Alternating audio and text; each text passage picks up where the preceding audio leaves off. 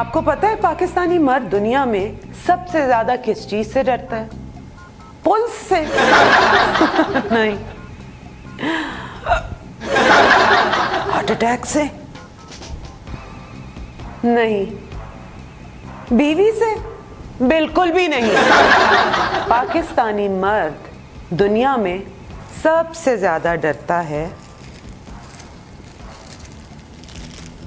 اس سے، اور صرف ڈرتا ہی نہیں، شرماتا بھی ہے۔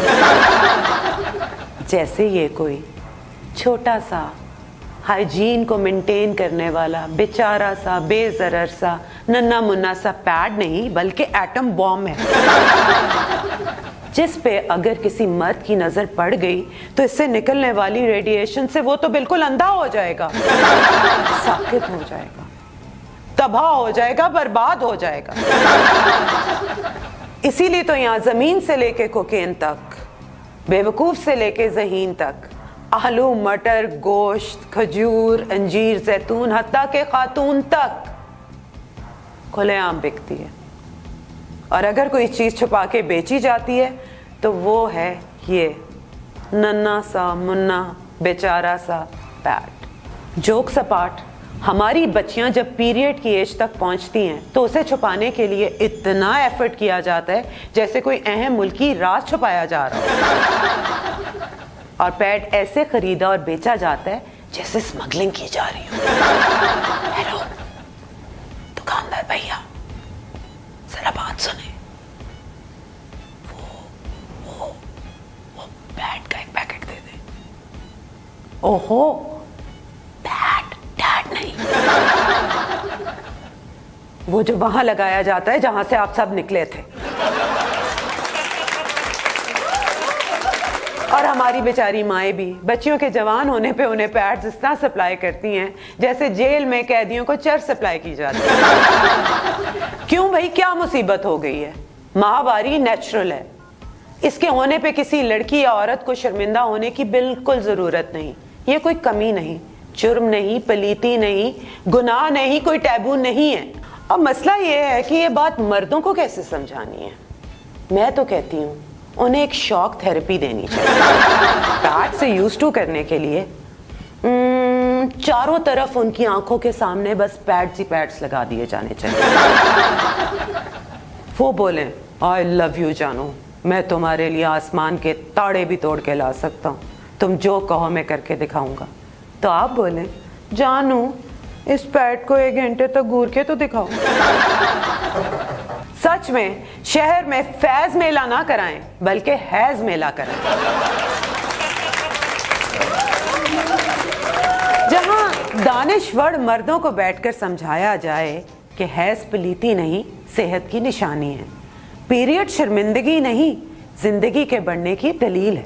اور وہ ٹھرکی شاعر جو عورتوں کو صرف شاعری کا سبجیکٹ سمجھتے ہیں، انہیں ایسے شعر سنائے جائیں کہ وہ فیض کو بھول جائیں اور حیض کو یاد رکھیں۔ ایک شعر تو میں آپ کو سکھا دیتی ہوں۔ دنیا کو ہے خورشید جہاں تاب کا دھوکا، ہر روز دکھاتی ہوں میں ایک پیڈ نہاں اور۔ گانے بھی ایسے سنانے چاہیے کہ جن سے ان کی کوئی سوچ بدل سکے، جیسے چٹیاں کلائیاں، ہاں چٹیاں کلائیاں وے چٹیاں کلائیاں وے، سن جاوے مینو پیڈ دلا دے، ریکویسٹاں پائیاں وے، چٹیاں کلائیاں وے ڈا ڈا ڈا ڈا ڈا ڈا ڈا ڈا ڈا۔ اسی طرح سے جھٹکے لگیں گے اس مرد کی مردانگی پر جو عورت کے ہر انگ ہر اس پہ اس لیے پردہ ڈالنا چاہتا ہے کہ کہیں یہ راز نہ کھل جائے کہ نیچر نے آدمی کو نہیں عورت کو چوز کیا ہے زندگی بڑھانے کے لیے، اور یہی تو عورت کی طاقت ہے۔ خیر یہ تو میرے تھاٹس تھے پیریڈز کے بارے میں، پیڈز کے بارے میں، اور اس سے ڈرنے والی پیٹریارکی کے بارے میں۔ اسی موضوع پہ بات کرنے کے لیے آج ہم نے دعوت دی افشا موصف کو، جن سے ہم بات کریں گے اپنے شو پاس کر یا برداشت کر۔ Hello Afshan, welcome to my show pass کر یا برداشت کر۔ Thank you. کیا حال ہے؟ سب خیر ہے، سب خیر ہے۔ آج کا ہمارا موضوع ہے حیض، پیریڈ، مینسز۔ سب سے پہلا سوال میں کہنا چاہتی ہوں کہ اس کو ٹیبو کیوں سمجھا جاتا ہے, اس کی تاریخ کیا ہے, اور کیا عورت واقعی پلیت ناپاک ہو جاتی ہے پیریڈ میں؟ میڈیکلی کیا یہ بات پروون ہے؟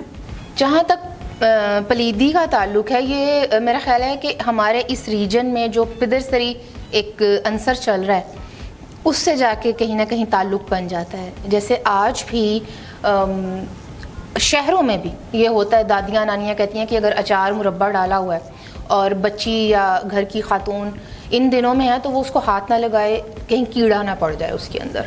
جسٹ امیجن کہ ہاتھ نہ لگائے کہ کسی چیز میں کیڑا نہ پڑ جائے. تو اس پہ اور بچی کی, عورت کی سائیکی پہ کیا اثر پڑتا ہو؟ اگر جب اتنی اویئرنیس بھی آ گئی افشاں, اس کے باوجود ہم کیوں اتنے پیچھے ہیں؟ بچیوں کو نہیں بتایا جاتا کہ آپ کے ساتھ یہ ایک نارمل ہوگا, یہ اس کو کس طرح سے آپ نے سنبھالنا ہے, کیسے. اور عموماً ہوتا یہ ہے کہ بچیاں اسکول میں ہوتی ہیں, جب کلاس روم میں ہوتی ہیں اور فرسٹ ٹائم ان کے ساتھ پیریڈز آ جاتے ہیں تو ظاہر ہے کلاس میں ان کے ہم عمر بچے ہوتے ہیں, کسی کو معلوم ہوتا ہے اور کسی کو نہیں, زیادہ تر کو نہیں. تو بچے اس کو مطلب شرمندگی میں لیتے ہیں کہ یہ کیا ہو گیا. ٹیچرز اس کو اس طرح سے اکوموڈیٹ نہیں کر پاتی, بچیوں کو سمجھا نہیں پاتی. اور سکولز میں بیت الخلاء کا سب سے بڑا مسئلہ ہے بچیوں کے سکولز میں, اور کوئی ایسا انتظام بھی نہیں ہوتا کہ بچیوں کو اس وقت میں بتایا جائے کہ آپ نے کیا کرنا ہے.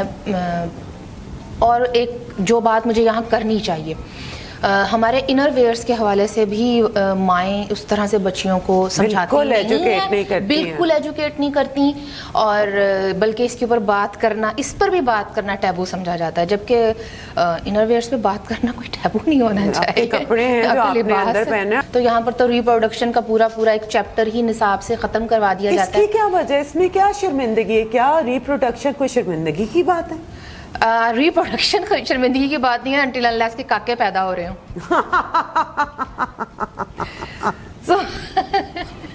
اچھا مجھے یہ بتاؤ کہ پیڈ سے کیا اتنا ڈر ہے, پیڈ کیوں اتنا چھپا کے 7 پردوں کے بیچ میں بیچا جاتا ہے؟ اچھا اس کی جہاں تک میں سمجھتی ہوں, گھرانوں میں ہمارے معاشرے میں مختلف ایک معاشی سلیبز ہیں مختلف.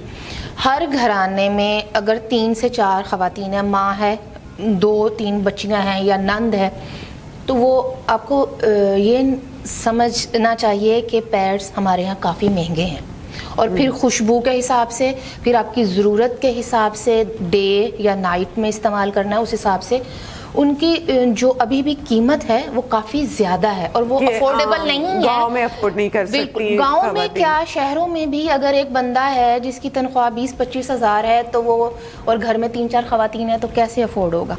تو ابھی بھی خواتین نرم کپڑا ہی استعمال کرتی ہیں, اور اسی کو دھو کر پھر اس کو دھوپ میں نہیں سکھاتی, پھر اس کو کہیں نہ کہیں چھپا کر سکھاتی ہیں, اور وہ بیکٹیریاز کی پوری ایک اماج گاہ ہوتی ہے, انفیکشنز کی ایک پوری وہ کیا کہنا چاہیے گھر بنا ہوا ہوتا ہے. اور وہ جو انٹرنل انفیکشن کے ساتھ جو بچیاں وہ پوری زندگی بتا دیتی ہیں, اور پھر وہ ایک گائنیکولوجسٹ تک جانا بھی آپ کو پتہ ہے ہمارے ہاں ایک ٹیبو ہے.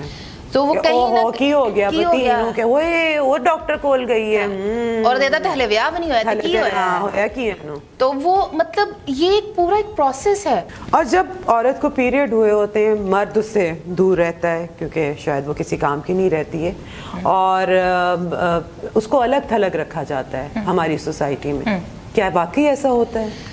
ابھی تو پھر بھی مطلب یہ شہروں میں یا اس طرح سے الگ تھلگ کا وہ کانسیپٹ نہیں رہا, کیونکہ گھر بھی چھوٹے ہو گئے ہیں. پہلے گھر بھی بڑے ہوتے تھے, کمبائنڈ فیملی سسٹم ہوتا تھا.